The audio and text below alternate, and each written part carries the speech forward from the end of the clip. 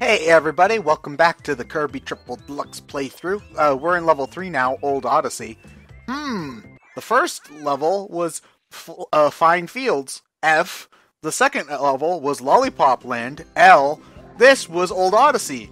I wonder if they're trying to spell something with the letters, which has totally not been done in any Kirby game, especially not the one that happened directly before this one. I think they're trying to spell Florida. Oh, well then they're gonna get sued to hell and back. Fluorine?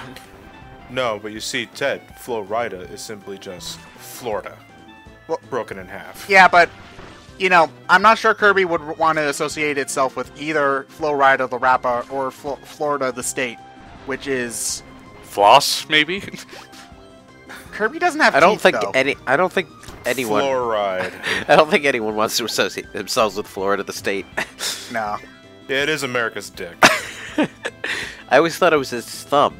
It was giving the rest of the world the it's thumbs America's down, dick. you know? California is the ass. Texas is the... Oh. I personally lake. just think it's funny to think that our entire country is giving the rest of the world the thumbs down, because that's just so appropriate. Oh, you're so innocently sweet. No, it's its dick. Deal with it. No, go back down, you fool. Don't worry, I do. Yeah, but, oh god, I just completely... Oh, yeah, so, if Florida's the United States' dick, what does that make Disney World? Like, I don't know. Yeah. Don't fall into the trap. And Magical ejaculation. There you go. Just leave it at that. Okay then. Yeah, don't fall into that trap and go into the canon, because you won't get the shit that's behind the stage here, so... Yeah. Okay, that is something... Was there a hint that you were supposed to go down there? Well, for one... Besides the fact that there's a background layer that you can't get to normally. There's that. Here's the thing, like... There are instances where there are background layers that you can't get to, but they don't normally have interactable objects in them. You could clearly see that there was like a cracked thing to break open and stuff like that. And it has happened a few times in the game up to this point, but there have been points where you kind of jump down a pit and then there's something down there for you to break open. It's a place I guess it's easier to have a what would in another game be called a leap of faith situation, because Kirby can fly back up out of a pit. So yeah, basically. Yeah. So oh fuck yeah, I love that. So Adonis. You'll see me jumping into pits and then flying back up a lot. I haven't really quite memorized the game 100%, so I get paranoid and I think every pit has a secret. So I fly down. If the camera doesn't move, I fly back up. So the only thing it's missing is Michelangelo's Davis. Like a photorealistic Michelangelo's Davis. You mean David? Yes, I said Davis, didn't Yes, I? you did. Yes, you did. Okay, that's fine. It's now Michelangelo's Davis. Oh, man. No! Art is ruined, John! Oh, wait, you know what? We can remedy this. Michelangelo, the sculptor, made David. Michelangelo, the Ninja Turtle, made Davis. It's made out of pizza. And it looks kind of like David, only it's got a 90s mullet. You guys want to go see the Sixteen Chapel? Well, it's certainly not so great if it took him 16 tries to get it right. Yeah. You know what? Completely unrelated, but one of my favorite things about the Sistine Chapel, so the actual one, Michelangelo is more known as a sculptor than a painter. So basically, a bunch of douchebag sculptors from the Renaissance era were like, yo, Michelangelo, I bet you can't paint the ceiling. Yeah, because they just wanted him to not sculpt so that they could get the credit for once. And then he ended up making his most famous work by that. So, yeah. You see, you can tell whenever I had a school project on something, because that's like the only historical shit I remember is from stuff from school projects. So, yeah. Yeah, I did a Michelangelo project one time. And I honestly am probably misremembering a lot of the facts there, but I like to remember it my way. It sounds like you might be slightly paraphrasing. Yeah, I do that. Also, I love that the turnip had sexy lady legs. That was fantastic. Is there any difference between the red and pink turnip? Nope, it's just the one of white those things where there's a cosmetic? random chance that you pull up a sexy turnip because Okay. we need to get those fluorophiles. Franken turnip. That kind of sounds like the mandrakes from Harry Potter, which is the most disturbing thing ever because like throughout the book they're talking about the different stages of human life that the plants are hitting when they're talking about cutting up and stewing them, right down to them hitting adolescence and moving into each other's pots. Wait, in Harry Potter they cook live mandrakes like to eat? Well, they grew, man. Well, they're basically human-shaped plant roots that scream and kill people if they hear them. Oh, So okay, they're not sentient. Okay, because I'm kind of imagining like no, that. they're implied. They're implied to be at least partially sentient because they go through the same kind of life cycles that humans go through as they grow up. Oh god, I'm reminded of the Pikmin short movie where the Pikmin are terrified because they think that Olimar's about to eat them. So, because that's basically what that is. Also, another game theory. Rowlet comes from Dreamland! ! Question mark! Oh, Yeah, God. you guys think he's so original and clever with his little bow tie. Well, you know, joke's on you, he's not. Yeah, Poplio best starter confirmed.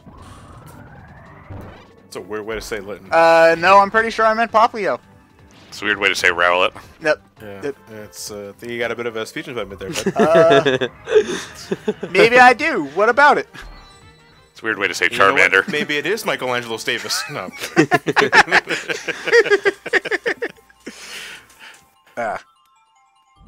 No, damn Oh, it. you missed.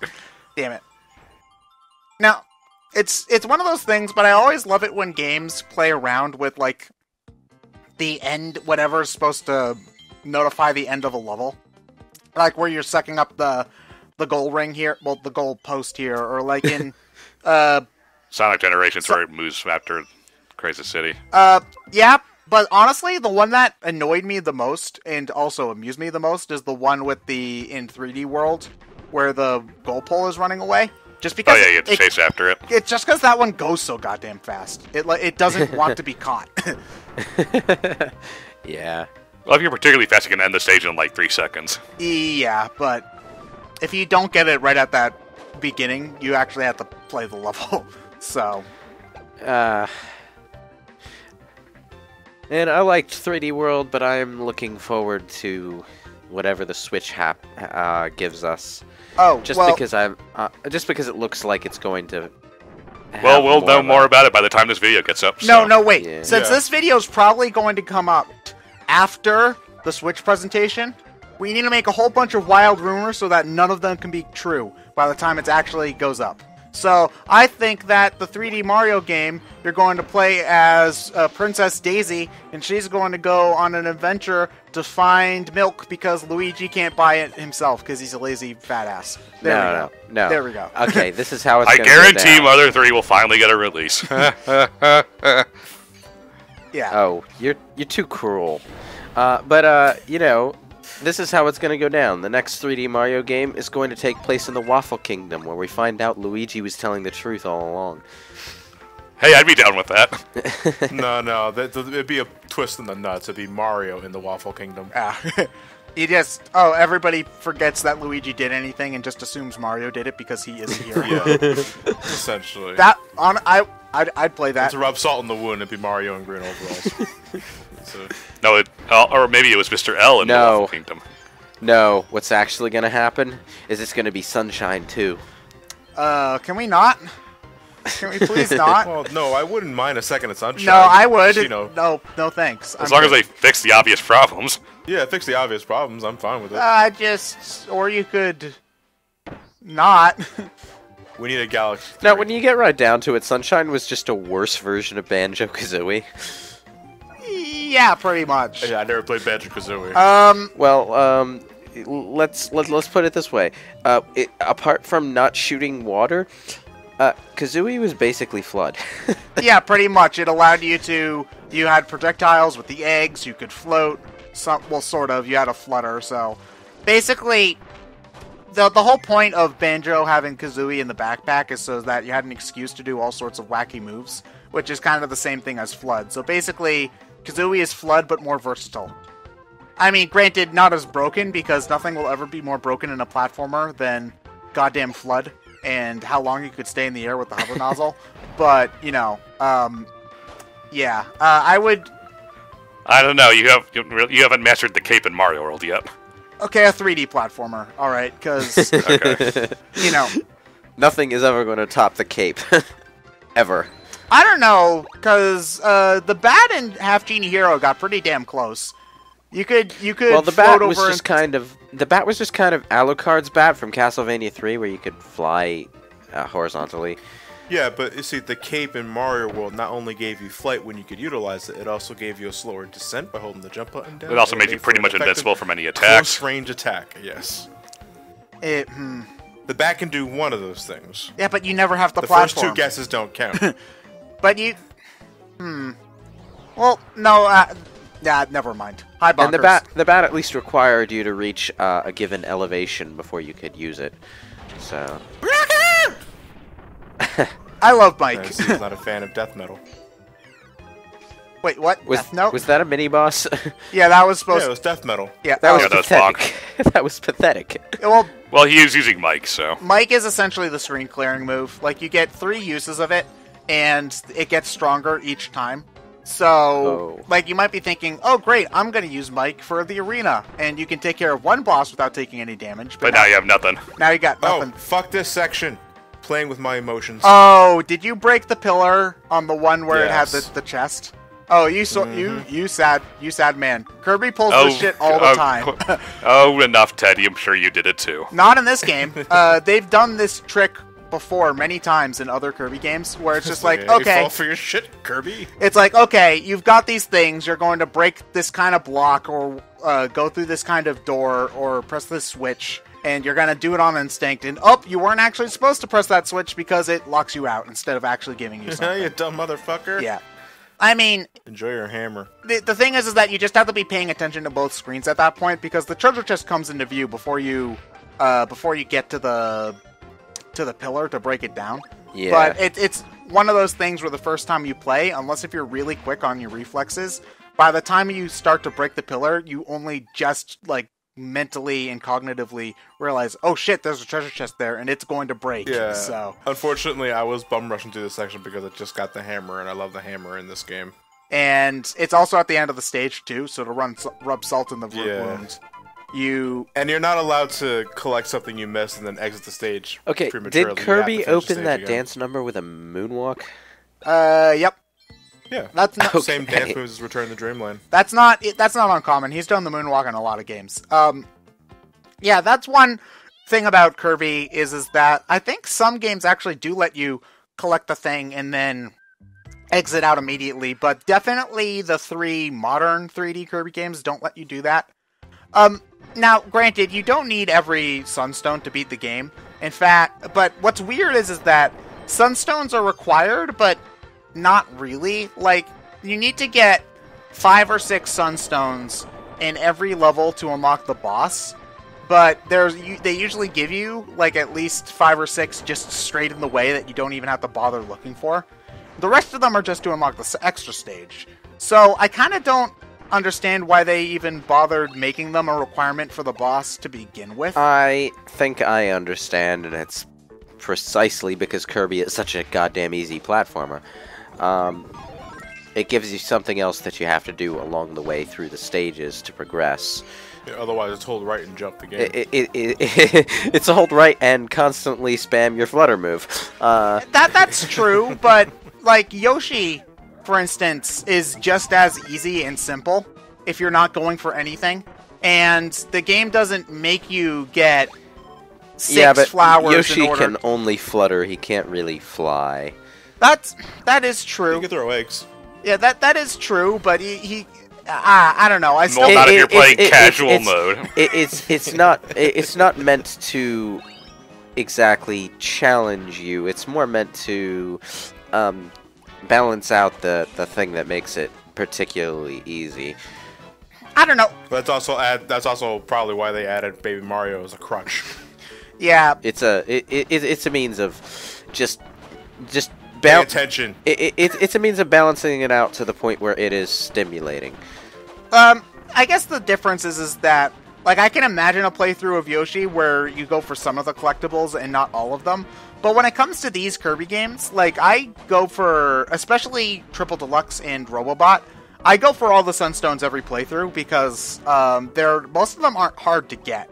And so it's, like, I think even my first playthrough, I got the majority of the Sunstones on the way, and I only had to re-enter levels a handful of times for ones I missed. You know, and it's usually it those just ones. feels right. It's only those handful of ones where I missed one, you know? It just feels right, and they're so, like, glamorous. They're shiny. Staring at you in the face. Yeah, they're shiny. I mean, I sound like a fucking goldfish when I say it that way, but it's like... As long as you don't have to get any moonstones in order to open things as well. No. Yeah. Robobot has nearly the exact same structure with the game, except you're getting code cubes instead of sunstones, so... Yay? I don't know. They're not as shiny. They're like blocks, you know. I guess that's cool, I guess, but otherwise it's nearly the exact same game. So yeah. Like, you don't have to try with stone. No. I mean, as long as you don't go into a pit. No, that's I feel like you are more likely to fall into a pit by accident in older Kirby games than in this one. Well, that Stony fell a lot faster in, say, like Superstar. Yeah, that is true. I you know what? I still haven't technically... I can't remember the last time I even touched Superstar, now that I'm thinking about it. Why the hesitancy on Superstar, if you don't mind me asking? What is... Because he hates good things. No, I don't have anything against Superstar. It's not a bad game, by any stretch of the imagination. My issues with it, aside from...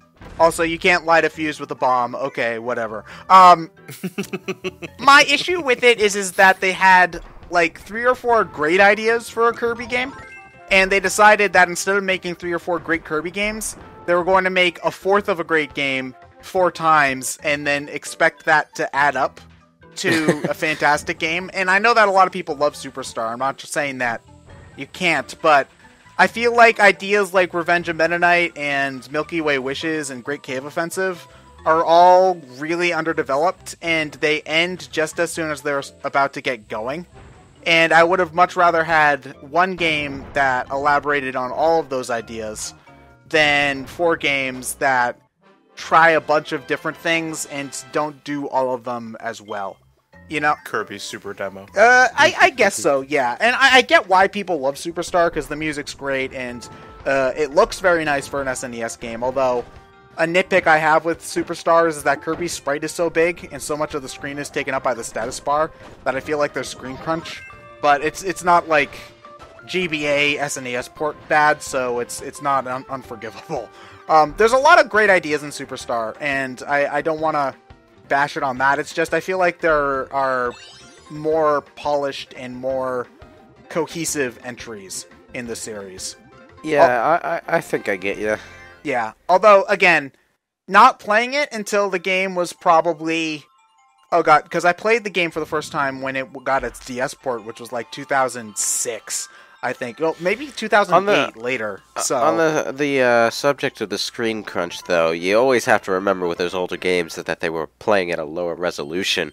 So if they did zoom out from the character more, you wouldn't be able to see it as clearly. At the same, well, here's the thing. I think Kirby's Dream Land 3, the Super Nintendo game, yeah, had less of an issue with that than Superstar did. Yeah, because it had a completely different art style. It was going for like this watercolor thing. And Kirby Dream Land 3 suffers the problem of being Kirby 64 but less interesting. So it's really eerie how similar those two games are and how much less interesting Dreamland 3 is. Now obviously, having played 64 first colors my opinion of Dreamland 3, but that's a discussion for a later date. I don't know if I'll ever record that one for BrainScratch because I've never beaten it, and I don't know if I ever will, because it puts me to sleep nearly every time I try to put it on. So, yeah.